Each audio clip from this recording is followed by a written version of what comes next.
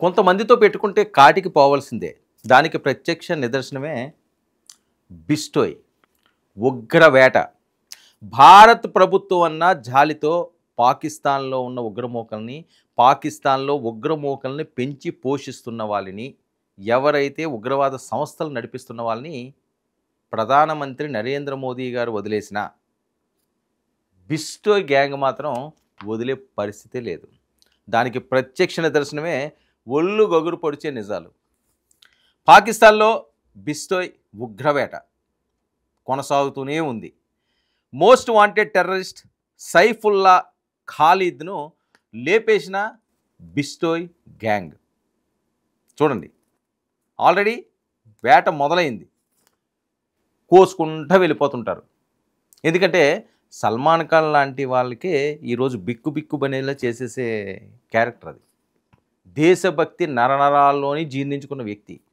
అతను కనుసైగ చేస్తే చాలు ఎవరన్నా సరే ఖతమైపోవాల్సిందే. ఇప్పుడు పాకిస్తాన్ మీద కన్నెర్ర చేశారు. పెహల్గామ్లో అమాయకులైన భారతీయులను చంపిన వాళ్ళని, వాళ్ళు వెనకాతలు ఉన్న వాళ్ళని లేపేస్తానని చెప్పి ఇప్పటికే జైలు నుంచి హెచ్చరించాడు. ఆ రకంగా టీముని పాకిస్తాన్లో దింపేశాడు. ఆ టీంని ఎవరో పట్టుకోలేరు, ఎవరో కనిపెట్టలేరు. వాళ్ళు మాత్రం వాళ్ళ పనులు సాఫీగా చేసుకెళ్ళిపోతారు. దానికి నిదర్శనమే ఈ సైఫుల్లాని వేసాడు. ఇక నేపాలీ నగ్మా బామను పెళ్ళాడిన సైఫుల్లా ఖాలిద్ 2000 నుంచి నేపాల్ కేంద్రంగా ఉగ్ర కలాపాలు చేస్తున్నాడండి అతను. సైఫుల్లా అన్న అతను బిస్టో గ్యాంగ్ ఎవరినైతే వేసేశారో అతని గురించి నేను చెప్తున్నాను. ఆపరేషన్ సింధూర్ తర్వాత పాక్కు మకాం మార్చేశాడు సైఫుల్లా.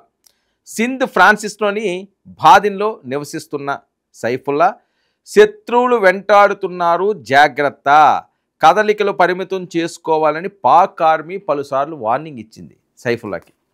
జాగ్రత్తగా ఉండరా బాబు, శత్రువులు నిన్ను వెంటాడుతున్నారు. ఆ శత్రువుల్లో బిస్టోయ్ గ్యాంగ్ కూడా పాకిస్తాన్లో ప్రవేశించినట్టు మన దగ్గర పక్కా ఆధారాలు ఉన్నాయి. వాళ్ళు పట్టుకోవడం మా వల్ల కావట్లేదు. ఏ మారువేషాల్లో తిరుగుతున్నారో, ఎక్కడి నుంచి ఎవరిని వేసేస్తారో అని. ఒక్క వీడినే కాదు కదా, సైఫుల్లానే కాదు, మునీర్ లాంటి వాళ్ళని, వీళ్ళందరూ కూడా ఈయన అకౌంట్లో ఉన్నారు.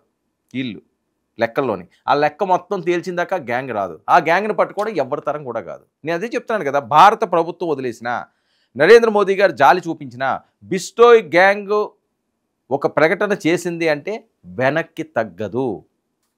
ఇక ఆయన నివాసంలో నుంచి బయటికి వస్తుంటే ఒక్కసారిగా బైకుపై దగ్గరగా వెళ్ళి కాల్చేశారు. ఇది వింటుంటే వీళ్ళ స్టైలు మనం చూడొచ్చు. మొన్న మధ్య సల్మాన్ ఖాన్ గారు స్నేహితులు కూడా ఈ రకంగానే పోయిన సందర్భం గుర్తుంది కదా. సరే, ఇప్పుడు ఆ ప్రస్తావన కాదు కాబట్టి ఆ పేర్లు ఇవన్నీ కూడా తేవడం ఎందుకు అనవసరం. సో వీళ్ళ స్టైల్ ఆ రకంగా ఉంటుంది. అంటే బిస్టోయ్ గ్యాంగే ఏసీసింది అనడానికి ఇది కూడా ఒక కారణం అంటున్నారు అధికారులు. ఇక నేపాల్తో పాటు పాక్ హైదరాబాద్ జిల్లాల్లో లష్కరే తోయిబా కోసం నియామకాలు, నిధులు సేకరించే బాధ్యతలు చూస్తున్న సైఫుల్లా ఖాలిద్. చూడండి, నేపాల్తో పాటు పాక్ హైదరాబాద్ జిల్లాలో లష్కరే తోయిబా కోసం నియామకాలు. ఏంది ఇదేదో పెద్ద సాఫ్ట్వేర్ కంపెనీలాగా ఏదో బడా కంపెనీలాగా ఈ నియామకాలు చేస్తారట. దేనికోసమంటే ఆ పాడు పని చేయడానికి, ఆ నీచు పని చేయడానికి. అన్యాయంగా ఇతర దేశాలకు వెళ్ళి సూసైడ్ బాంబర్లుగా మారి, లేకపోతే అక్కడ జనాల్ని చంపడానికి నియామకాలు చేస్తుంటాడట కొంతమంది ఉగ్రవాదుల్ని. యువకులను ఆకర్షించి ఆ పనిలో ఉన్నాడు సైఫుల్లా. మరి ఆయన ఏం చేయాలి? కుక్కను కాల్చినట్టు కాల్చకపోతేనే అదే చేశారు బిస్టోయ్ గ్యాంగ్. ఇక నిధులు సేకరించే బాధ్యతలు చూస్తున్న సైఫుల్లా ఖాలిద్. నిధులు కూడా సేకరిస్తాడట ఈయన. ఫండింగ్ అంటే ఇస్తావా సస్తావా. భారతదేశం నుంచి కూడా చాలా నిధులు వెళ్ళాయని చెప్పి ఇన్ఫర్మేషన్ దొరుకుతుంది. చాలామంది మాట్లాడుతున్న అంశం. ఇంటెలిజెన్స్ దగ్గర మొత్తం రిపోర్ట్ కూడా ఉన్నదని, ఎవరెవరు ఏంటి ఉన్నది. వాళ్ళెవ్వరినీ కూడా బిస్టోయ్ వదిలే పరిస్థితి లేదు, బిస్టోయ్ గ్యాంగ్ వదిలే పరిస్థితి లేదు. పెహల్గామ్ ఉగ్రవాదులు 4 చనిపోతే ఓకే, లేకపోతే ఖచ్చితంగా వేసేస్తారు వీళ్ళు. వాళ్ళు ఎక్కడున్నా సరే వెతుకుతారు. ఆర్మీతో పాటుగా వాళ్ళు కూడా దూరతారు, ఎంత చిట్టడులో కన్నా సరే. ఎందుకంటే వాళ్ళు టార్గెట్ ఫిక్స్ చేస్తే ఆ రకంగానే ఉంటుంది. దానికి నిదర్శనమే కదా సైఫుల్లాని ఎంత ఈజీగా లేపేశారో. ఎన్నో సంవత్సరాల నుంచి అతను కార్యకలాపాలు చేస్తున్నాడు, ఎవరి వల్ల కాలేదు. ఆర్మీ వల్ల కూడా సాధ్యం కాలేదు. అంటే వాళ్ళకి దొరకలేదు. కానీ వీళ్ళు దొరికించుకోవాలనుకున్నారు, లేపేయాలనుకున్నారు, ఎక్కడ మూలాలు ఉన్నాయో దాన్ని కొట్టాలనుకున్నారు, నియామకాలు చేసేవాడిని లేపారు, నిధులు సేకరించేవాడిని. ఆ రెండు ఒకటే కాబట్టి ముందు అక్కడి నుంచి వేట మొదలుపెట్టారు. వేట మొదలు పెడితే వేరే రకంగా ఉంటుంది బిస్టోయ్ గ్యాంగ్. అదే ఇప్పుడు జరుగుతుంది. ఇక అతి సమీపం నుంచి కాల్చి చంపిన టెర్రర్. ఇక నేపాల్ నుంచి సైఫుల్లాను వెంటాడిన బిస్టోయ్ గ్యాంగ్. నేపాల్ నుంచి స్టార్ట్ చేశారట. ఇతను నేపాల్లో ఎక్కడ నివాసం ఉంటున్నాడు, ఎవరిని పెళ్లి చేసుకున్నాడు, ఎవరితో ఉంటున్నాడు, ఇతని కార్యకలాపాలు ఏంటని చెప్పి నేపాల్లో ఉన్న అతనితో పాటుగా నెమ్మదిగా అతన్ని వెంటాడారు. చూడండి ఎంత అసలు సినిమా ఫక్కీల్ని మించింది బిస్టోయ్ చెక్కు. అతను ఏ రకంగా చెక్కు పెట్టాలి అనుకుంటే పెడతాడు అన్నది అతని ప్లాన్. యాక్షన్లోకి దిగితే అసలు ఎవరు తట్టుకోలేరు. ఎందుకంటే జైలు నుంచి నడిపిస్తుంటాడు, అది గొప్ప విషయం. ఇక్కడ అతను ఆర్డర్ ఇస్తే చాలు, అతను ఒక్కసారిగా సైగ చేసి ఇలా చెప్తే చాలు, మొత్తం దూకేస్తారు. దేనికి కూడా వెనకాడరు. చిరత పులుల్లో వేటాడేస్తారు, చిరత పులుల్లో వెంటాడతారు చీటాల్లాగా. ఐఎస్ఏ కూడా ఉచ్చబోసుకుంటున్నది. ఈ బిస్టోయ్ ఎక్కడిని తగిలేరా బాబు, ఎటు నుంచి ఎటు వస్తాడో, ఎవరిని పంపిస్తున్నాడో తెలియట్లేదు, ఆల్రెడీ సైఫుల్లాగానే వేసేసారు, ఇంకెంతమందిని వేసేస్తారో వాళ్ళు వణికిపోతున్నారట. ఇక నిన్న మొన్నటి వరకు పాక్లో స్వేచ్ఛగా తిరిగిన ఉగ్రముఖులు ఇప్పుడు ఫుల్ సెక్యూరిటీతో రాకపోకలు. మనం చూస్తే పాకిస్తాన్లో పరిస్థితి ఏంటంటే నిన్న మొన్నటి వరకు కూడా హ్యాపీగా మీసాలు మెలేసుకుంటూ కాళ్ళ ఎగరేసుకుంటూ తిరిగిన వాళ్ళందరూ కూడా టెన్షన్తో చచ్చిపోతున్నారట, భయంతో వణికిపోతున్నారట, గజగజల వెన్నుపూసలో వణుకు పుట్టిస్తున్న బిస్టోయ్ గ్యాంగ్.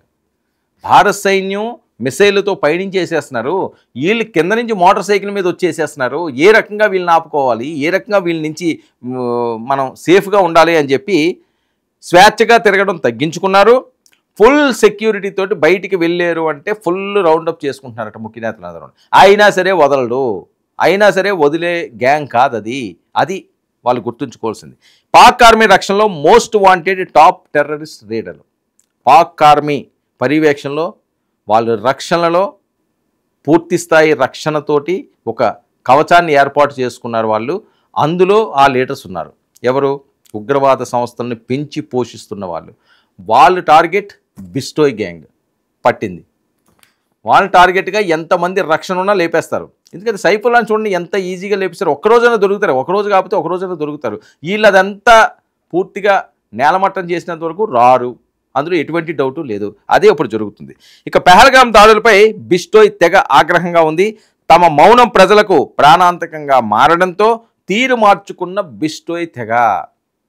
వాళ్ళు మౌనంగానే ఇంతకాలం ఉన్నారు. సల్మాన్ ఖాన్ని కృష్ణ జింక వేటలో సంబంధించి హెచ్చరించారు. వాళ్ళ తాలూకాలు వేరే ఇందులో ఉన్నారు, వీళ్ళే వాళ్ళ మీద పగ తీర్చుకున్నారు. కానీ సైలెంట్ అయ్యారు. ఈ సైలెంట్ తోటి ప్రజలకు ప్రాణాంతకంగా మారింది అని. మేము సైలెంట్గా ఉండకూడదు, దేశం కోసం పోరాడాలి, తప్పు చేసిన వాడిని ఊచకోత కొయ్యాలి, అలాంటిది మనం సైలెంట్గా ఉండడం ఏంటి? బిస్టోయ్ ఎప్పుడైతే జైల్లో ఉన్నారో వీళ్ళందరూ కాస్త సైలెంట్ అయ్యారు, ఆయన ఆదేశాలు ఇవ్వడం. సో ఇప్పుడు మళ్ళీ ఒక్కసారిగా జూలు విదిలించారు. ఆపరేషన్ సింధూర్కు బహిరంగ మద్దతు ప్రకటించిన బిస్టోయ్, భారత్ కాల్పుల విరమణ ప్రకటించిన పాక్ ఉగ్రవాదులను వెంటాడుతున్న బిస్టోయ్ గ్యాంగ్. భారత్, నేను ముందే చెప్పాను కదా, భారత్ కాల్పులు విరమణ చేసింది, కానీ ఉగ్రవేటను మాత్రం బిస్టోయ్ గ్యాంగ్ వదలట్లేదు. దానికి నిదర్శనమే ఆల్రెడీ ఒక కోత మొదలైంది. ఇక చెప్పినట్లే సైఫుల్లా ఖాలిద్ను చంపేసిన బిస్టోయ్ గ్యాంగ్. భయంతో వణుకుతున్న పాక్ ఉగ్రమోకులు. ఒక పక్క పైనుంచి వాళ్ళు వేసేస్తున్నారు, కింద నుంచి వీళ్ళు వేసేస్తున్నారు. ఏందిరాయ్ బాబు ఈ బతుకు అని చెప్పి వాళ్ళు బిక్కుమంటున్నారట. బయటికి రావడానికి భయపడుతున్నారు, అందులో ఉండడానికి భయపడుతున్నారు. అందులో ఉంటే మెసేజ్ వచ్చి లేపుతుంది, బయటకు వచ్చారంటే వీళ్ళు ఫెస్టల్తో లేపుతారు. ఎక్కడికి పోతారు ఇంకా వాళ్ళు? అందుకనే భయపడుతున్నారు. పాక్ ఆర్మీ ఐఎస్ఐ ఉగ్రమూకలపై పాక్ ప్రజల్లో తీవ్ర వ్యతిరేకత.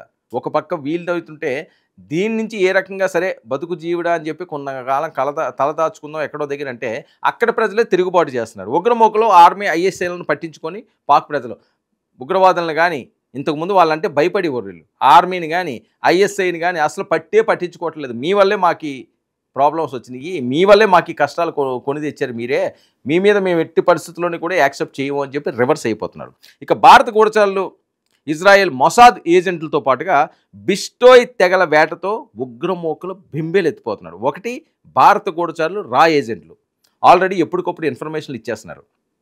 మనం చూడండి ఎంత నీట్గా వెళ్ళి కొట్టుకొచ్చారో, ఎక్కడ టార్గెట్ ఫిక్స్ చేయాలి అక్కడ చేసుకుంటూ వచ్చారు. సో భారత్ గూఢచారులు, రా ఏజెంట్లు దాని మీద పూర్తి స్థాయిలో ఫుల్ ఫోకస్ మీద ఉన్నారు. వాళ్ళతో పాటుగా ఇజ్రాయెల్ మొసాద్ ఏజెంట్లు కూడా తోడయ్యారు. ఒక పక్క మొసాద్ ఇంకా ఆపరేషన్ మొదలు పెడితే ఇంకెలా ఉంటుంది? మనం చాలాసార్లు దీని మీద మాట్లాడుకున్నాం. ఇంకా అసలు వేరేది ఉండదు.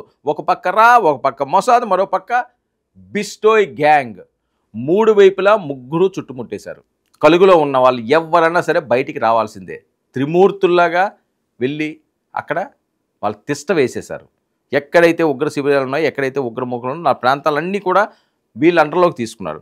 ఇక ఉగ్రవాదానికి ఊతంపై పాకిస్తాన్ నిస్సిగ్గుగా మాట్లాడే పరిస్థితి. సైఫుల్లా ఖాన్కు అధికారులు లాంఛనాలతో అంత్యక్రియలు. నిస్సిగ్గుగా ఉగ్రవాదులను పెంచి పోషించే వాళ్ళకి, వాళ్ళ నియామకాలు చేసేవాళ్ళని వీళ్ళే చెప్తారు. ఫండ్ కలెక్ట్ చేసేవాడని ఇతనే చెప్తాడు. ఈ సైఫుల్లా ఖాలిద్ ఇతను చనిపోతే అధికార లాంఛనాలతో అంత్యక్రియలు చేస్తున్నారట. ఇంకేం చెప్పాలి వీళ్ళ కోసం? మళ్ళీ ఆయనకి ఎంతో కొంత డబ్బులు ఇస్తారు. వీరమరణం పొందాడు కదా. మరి ఎవరు ఏ మరణం పొందినా వాళ్ళు ఏ లాంఛనాలతో ఏం చేసుకున్నా ఇంకా చాలామంది అధికార లాంఛనాలతోటి ఈ రకంగా అంత్యక్రియలు చేయించుకోవడం అన్నది ఆగే పరిస్థితే లేదు అంటున్నది బిస్టోయ్ గ్యాంగ్. బిస్టోయ్ ఉగ్రవేటతో వణుకు పుడుతున్నది. పాకిస్తాన్ ఆర్మీ కావనియండి, పాకిస్తాన్లోనూ ఉగ్రవాదులు కావనియండి, వీళ్ళు పట్టుకోవడానికి తల కిందులు అవుతున్నారు. అయినా సరే దొరికే ప్రసక్తే లేదు అంటున్నారు. దొరికినట్టు వేసుకెళ్ళిపోతున్నారు. ఎవరైతే ఉగ్రవాద సంస్థలను పెంచి పోషిస్తున్నారో, ప్రధాన తలకాయలు ఉన్నాయో దాన్ని లేపేయిన దాకా బిస్టో గ్యాంగ్ పాక్ని విడిచి రాము అంటున్నారు. మరి వాళ్ళు ఎక్కడి నుంచి ఏ రకంగా వేసేస్తారో, ఏ వార్త వినాల్సి వస్తుందని చెప్పి ఉగ్రవాదులందరూ కూడా వణికిపోతున్న పరిస్థితి.